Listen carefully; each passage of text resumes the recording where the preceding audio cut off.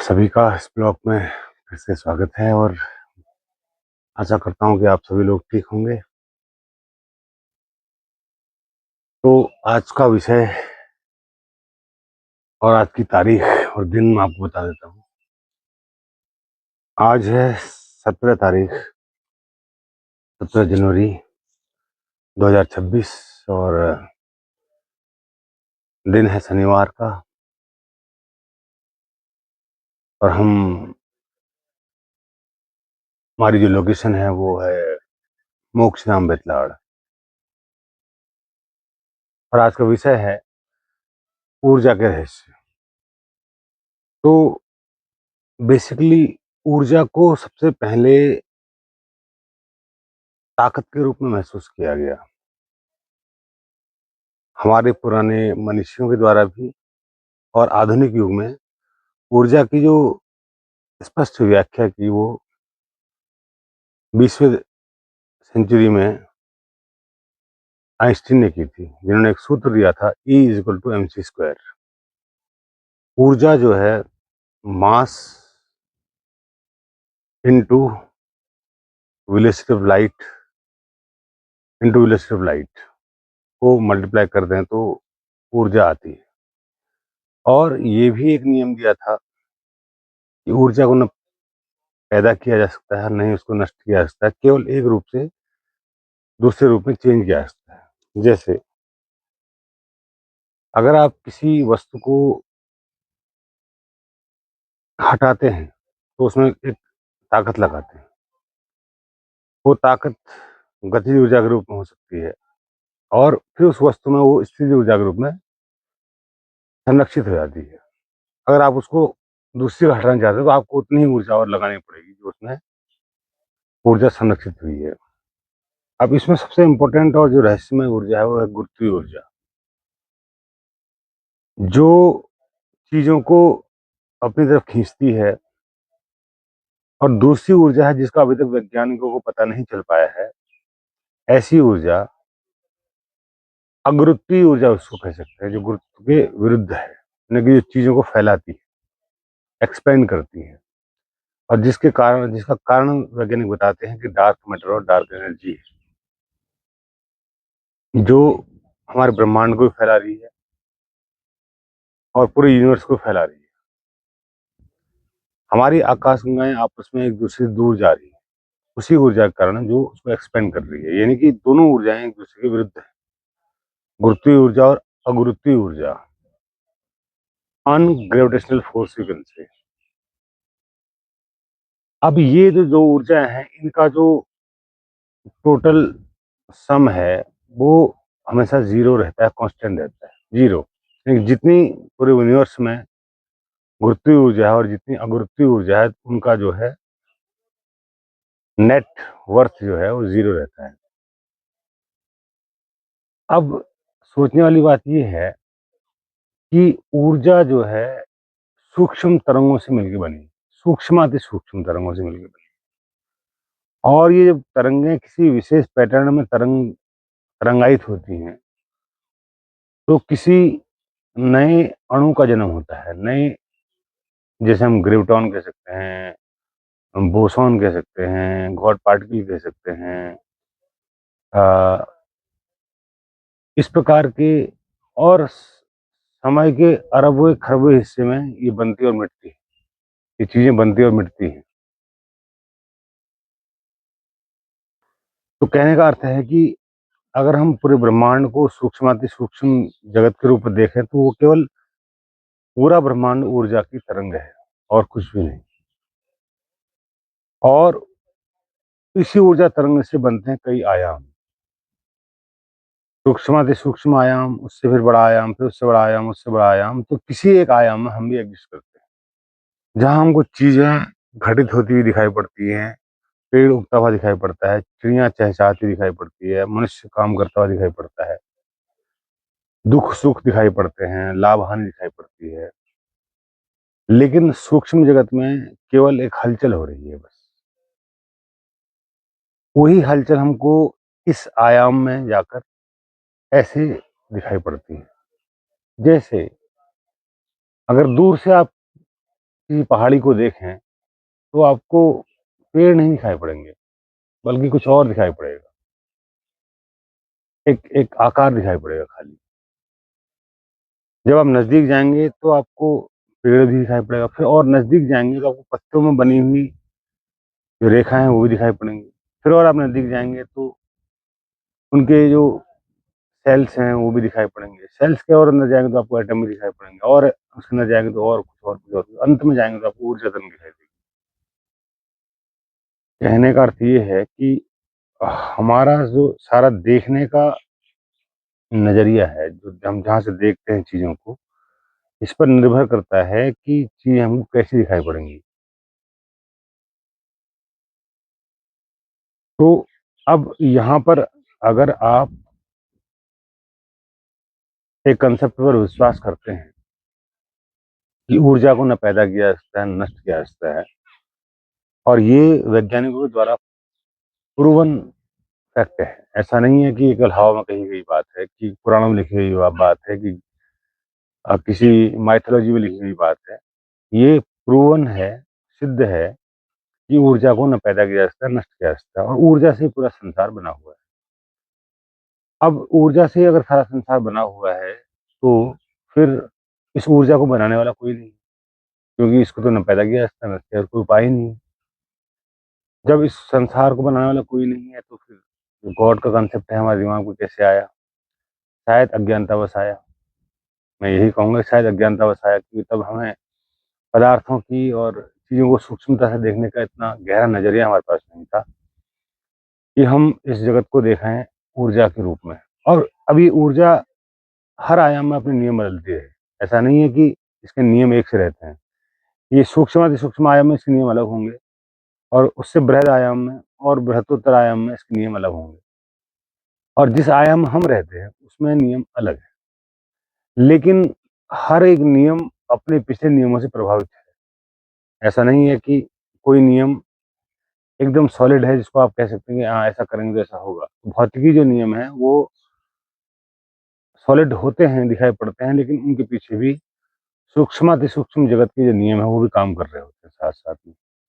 दोनों नियम ही साथ ही काम कर रहे होते हैं, इसी वजह से चीजें हमको इतनी स्पष्ट नहीं हो पाती। जैसे चेतना विज्ञान है, चेतना विज्ञान पर मनुष्य अभी तक उतनी सफलता हासिल नहीं कर पाया है। स्वप्न विज्ञान है, चेतना विज्ञान है, या पराभौतिक विज्ञान है। पराभौतिक विज्ञान का मतलब जो इस भौतिक जगत से पार की जो बातें हैं उनके बारे में हम कोई स्पष्ट जानकारी अभी तक कलेक्ट नहीं कर पाए हैं, कोई आधारभूत जानकारी हमारे पास नहीं है।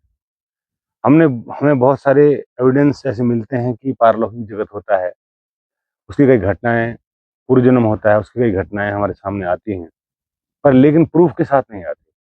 केवल ये प्रूफ के साथ कहने का मतलब है कि कोई व्यक्ति अगर घोषणा करता है कि हाँ, मुझे अपना पूर्व जन्म याद है, तो हम उसको वैज्ञानिक आधार नहीं मान सकते, क्योंकि उसमें केवल उसका उसका वक्तव्य है और कुछ नहीं है। वक्तव्य के अलावा और कुछ भी वहाँ पर हमारे पास कहने के लिए नहीं है, तो इसलिए हम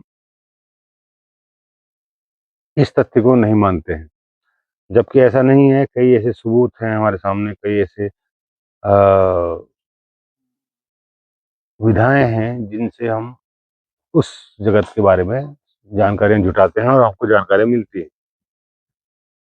लेकिन वैज्ञानिक प्रूफ नहीं मिलता है, और मुझे लगता है कि चेतना का जो विज्ञान है उसका वैज्ञानिक प्रूफ कभी मिल भी नहीं पाएगा, क्योंकि चेतना का जो विज्ञान है वो अनुभव का विषय है। आप उस ऊर्जा को किन तलों तक, किन आयामों तक छू पा रहे हैं। असल में क्या बात है कि आप चेतना को कैसे समझेंगे? चेतना सूक्ष्माति सूक्ष्म जगत की एक घटना है,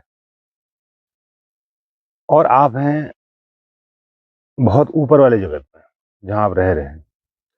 तो आप पहले अपनी चेतना को समझेंगे, जानेंगे, पहचानेंगे, उसकी कार्यविधि को समझेंगे, उसके होनेपन को समझेंगे, तो आपको चेतना का विज्ञान समझ में आएगा कि हाँ, लेकिन उसका प्रमाण आप कहीं बाहर नहीं दे सकते। आपको केवल समझ में आएगा। आपको ये जानकारी हो जाए कि हाँ, चेतना ऐसे काम करती है, ये चेतना का विज्ञान है, लेकिन आपको ये समझ में नहीं आएगा कि दूसरे को कैसे बताना है।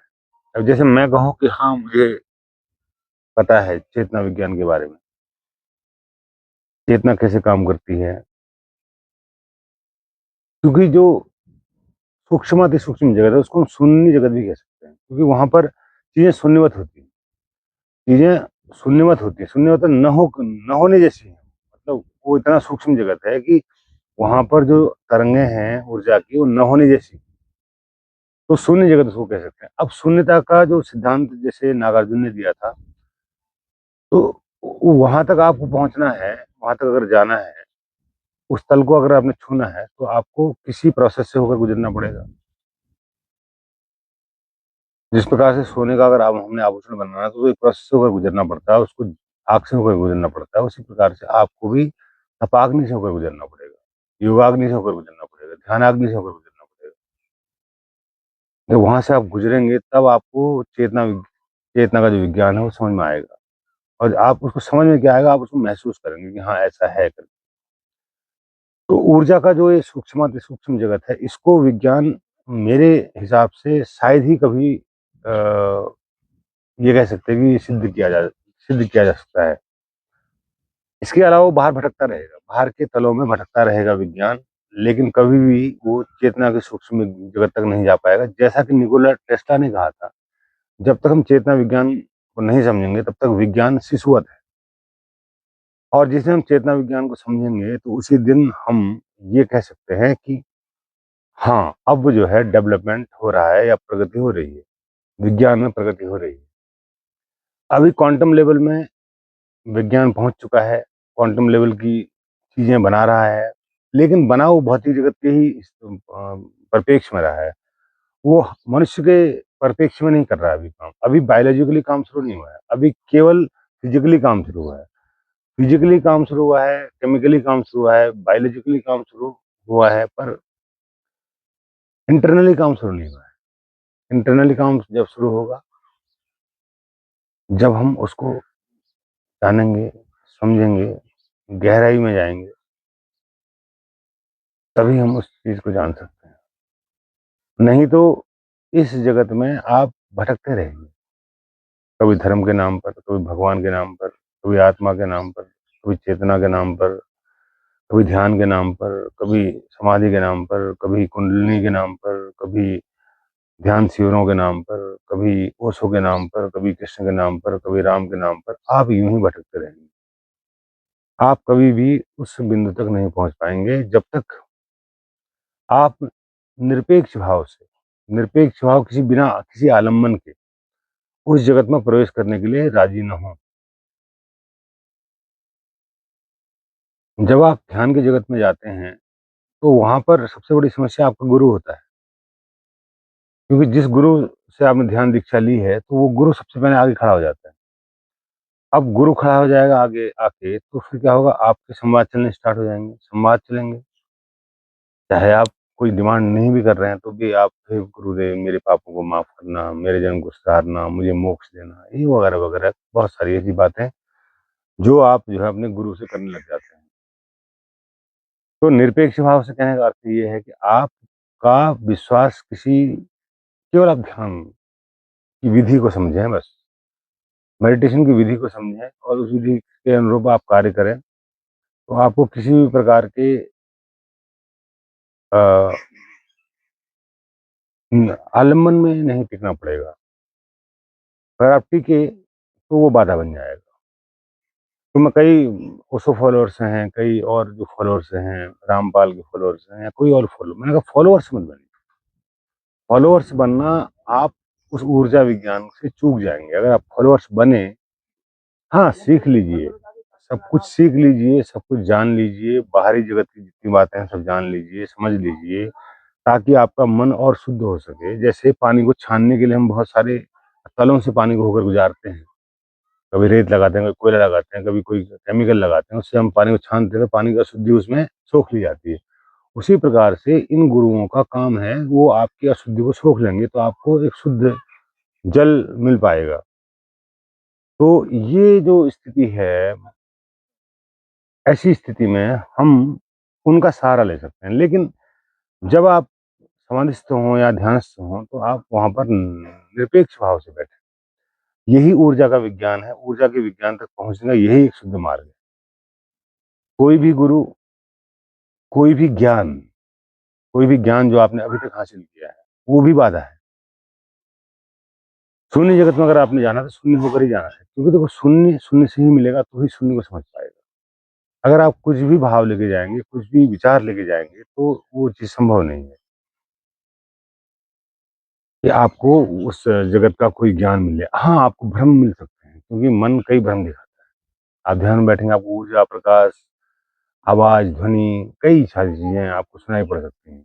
कोई डर, कोई भय, कुछ भी, क्योंकि जब तक आपका मन अभी, आप समझ लीजिए, मैं तो एक ऐसी आयाम में बैठा हूँ, सूक्ष्माति सूक्ष्म आयाम से होकर मैं तुम्हें बोल रहा हूँ, लेकिन तुम उस आयाम में अभी नहीं हो।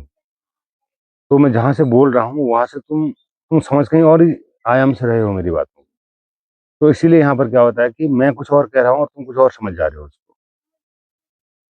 मैं आपसे इतना भर कह रहा हूँ कि न कोई गुरु आपके सामने हो, न कोई परसेप्शन, पूर्वाग्रह आपके सामने हो, न कोई आत्मा आपके सामने हो, न कोई परमात्मा आपके सामने हो, आपके मन में हो, न कोई उपलब्धि आपके मन में हो मोक्ष की, या ऊर्जा विज्ञान को जान लेने की, या किसी भी प्रकार का कोई भी कंसेप्ट आपके दिमाग में ना हो। यानी कि आप पूर्णतः अपने आप को शून्य बनाकर ही आगे बढ़ सकते हैं। अगर शून्य की तरफ जाना है तो आपको शून्य होकर ही जाना पड़ेगा, एकदम खाली होकर जाना पड़ेगा। तो जब इस ये खालीपन से आप भर जाएंगे, खालीपन से भर जाएंगे, मेरे वाक्य को समझना, आप जब खालीपन से भर जाएंगे तो आप उस खालीपन को समझ पाएंगे, जान पाएंगे। और जब उस खालीपन को आप जान लेंगे तो आपको समझ में आ जाएगा कि ऊर्जा विज्ञान क्या है, और समस्त सृष्टि का नियंता कौन है। वही ऊर्जा जो अविनाशी है, वही ऊर्जा जिसको ब्रह्म कहा गया, वही ऊर्जा जिसको भगवान कह दिया गया, वही ऊर्जा जिसको परमात्मा कह दिया गया, वही ऊर्जा जिसको उसके कई पर्यायवाची बन गए, है ना। तो वो उस ऊर्जा को जान लेना, उस ऊर्जा को समझ लेना जीवन का सबसे बड़ा मुक्तिदायक अनुभव है। मुक्तिदायक अनुभव करने का मतलब अब तुम्हारे मन में किसी भी किस्म का कोई भी डर, भय, शोक, संताप, चिंता, दुख, सुख सब गायब हो जाएगा। और जब ये स्थिति आ जाएगी आपके चित्त की, तो आप कह पाएंगे कि हाँ, yes, I know, I know everything, I know everything, because I am everything, I am coming from nothing and I am showing just like everything. तो ये आपके शब्द होंगे, वो तब होंगे जब आप इस ऊर्जा विज्ञान को समझ जाएंगे। मैं फिर आपको कह देता हूँ कि तुम मूल रूप से वही ऊर्जा हो, तुम मूल रूप से वही ऊर्जा हो। बस इतना है कि आयाम बदलने से जगत बदल जाता है, आयाम बदलने से चित्र बदल जाता है, आयाम बदलने से दृश्य बदल जाता है, आयाम बदलने से सारा खेल आयाम बदलने का।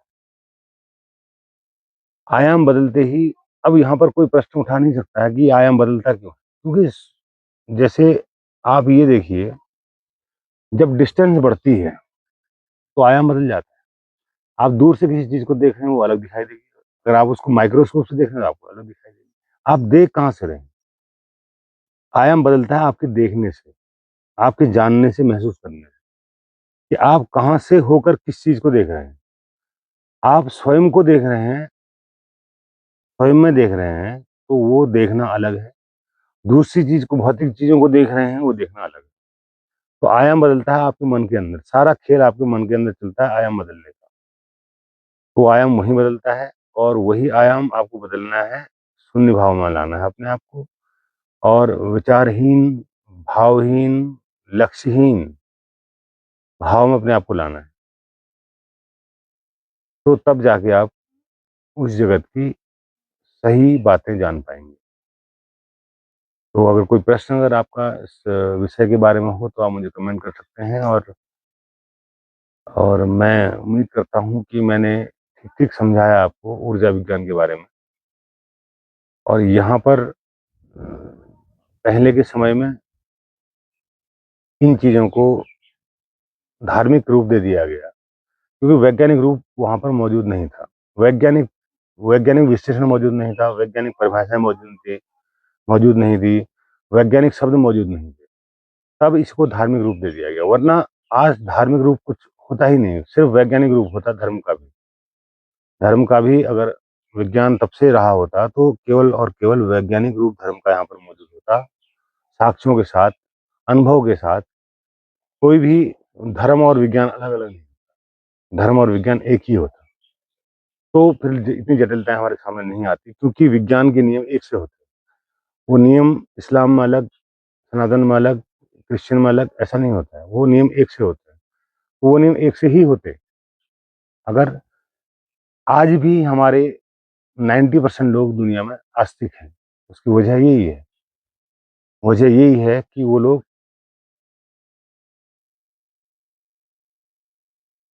अभी तक विज्ञान को अपना नहीं पाए हैं। इतनी समझ उनमें विकसित नहीं हुई है, तो विज्ञान को अपना सकें, विज्ञान को उसके साथ, धर्म के साथ रिलेट कर सकें, ऐसी समझ उनमें अभी विकसित नहीं हुई है। इसीलिए वो अभी तक भी ढोए जा रहे हैं, ढोए जा रहे हैं, ढोए जा रहे हैं, और कई अभी सदियों तक चलेगा ऐसा। अगर मनुष्य का सभ्यता सुरक्षित रही तो कई सदियों तक ये चलेगा।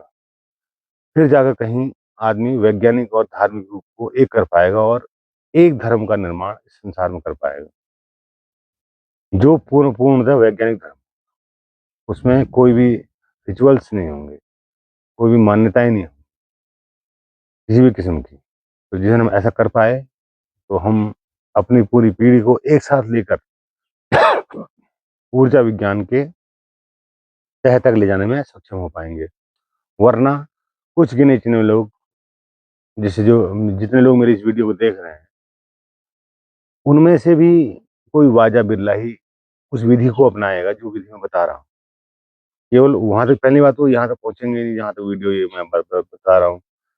पहुंचेंगे नहीं, उस में खिसका के उसको भगा देंगे और छोड़ के दूसरी पे चले जाएंगे। मन इतना चंचल है कि उनको काम की बात सुनने नहीं देता है ना। तो मैं हर वीडियो को बड़े सारभूत ढंग से बनाता हूँ, और बिल्कुल भी मैं उसकी तैयारी नहीं करता हूँ। मैं कोई भी तैयारी नहीं करता हूँ, मेरी ऑलरेडी सब चीज़ों की तैयारी हुई हुई है। मैं कोई पेपर नहीं पढ़ता, मैं कोई बुक नहीं पढ़ता, मैं कोई कंसर्न लेके नहीं आता कहीं से, सूचनाएँ लेके नहीं आता कि हाँ, इतने साल पहले ये हुआ था, इस वैज्ञानिक का नाम ये है, उस पुस्तक का नाम ये है, उसने ये लिखा है। मैं इस तरह की बातें नहीं करता, क्योंकि इस तरह की बातें करने वाले बतेरे हैं, जो आपको अट्रैक्ट करते हैं कि हाँ, इसको नॉलेज है करके। मैं आपको अनुभव जो मुझे अनुभव हुआ, उसको शब्दों में देने की कोशिश करता हूँ, जबकि वो पूरा-पूरा नहीं दे पाता हूँ, मैं जानता हूँ। तो वो केवल अनुभव मैं आपको देने की कोशिश करता हूँ, और उसी भाव से इस जीवन को जीने की कोशिश करता हूँ और जीता भी हूँ। तो आज की वीडियो में इतना ही, फिर मुलाकात होती है। सभी को मेरा सुनिए।